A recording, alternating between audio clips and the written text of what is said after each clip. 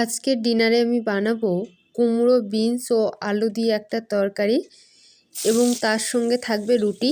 যে রুটিটা আমি বানিয়েছি সুজি ও ময়দা দিয়ে।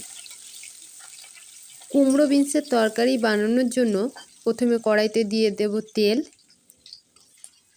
তার মধ্যে দিয়ে দেব পেঁয়াজ এবং কাঁচা লঙ্কা। পেঁয়াজ কাঁচা লঙ্কা ভাজা হয়ে গেলে দিয়ে দিয়েছি জিরে এবং আদা কোরানো।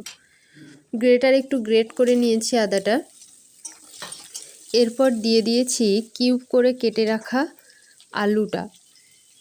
আলু একটু ভাজা হয়ে গেলে এর মধ্যে আমরা দিয়ে দেব কেটে রাখা বিনসটা দিয়ে কিছুটা সময় ভেজে নিতে হবে।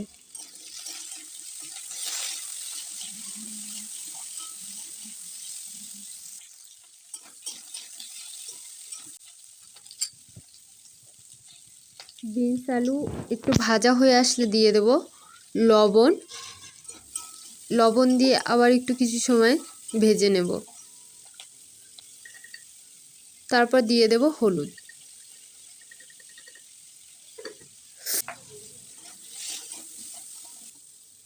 হলুদ দিয়ে সবজিটা ভালোভাবে ভেজে নিয়ে তার মধ্যে দিয়ে দেব কিউব করে কেটে রাখা কুমড়োগুলো। তারপরে দিয়ে দেব কেটে রাখা টমেটো।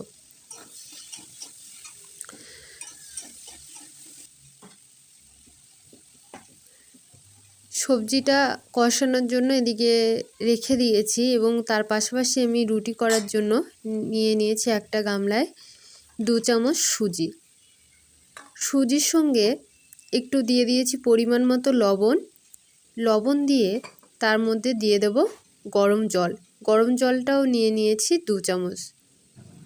জল মিশিয়ে সুজিটা কিছু সময় রেখে দিতে হবে, তাহলে সুজিটা ফুলে যাবে।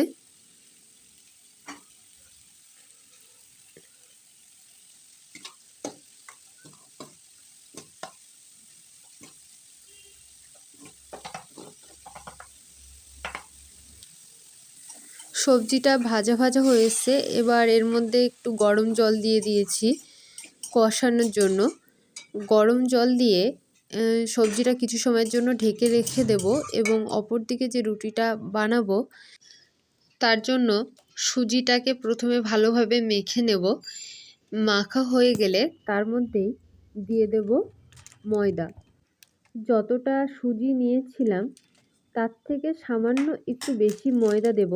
আপনারা চাইলে অর্ধেক মানে যতটা পরিমাণ সুজি নেবেন ততটা পরিমাণ ময়দা দিতে পারেন এবং যা সুজি নেওয়া হচ্ছে তার থেকে সামান্য একটু বেশি জল দিলেই ময়দাটা ঠিকঠাক মাখা হয়ে যাবে।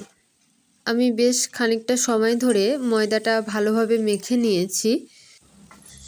এদিকে আমার সবজিটা কষানো হয়ে গেছে। এবার দিয়ে দিয়েছি ঝোলের জন্য জল দিয়ে আমি এটাকে ঢেকে রেখে দেব এবং অপর দিকে যে মণ্ডটা মাখা ছিল তার থেকে লেচি কেটে নেব। নিয়ে এবার একে একে রুটিগুলো বানিয়ে নেব।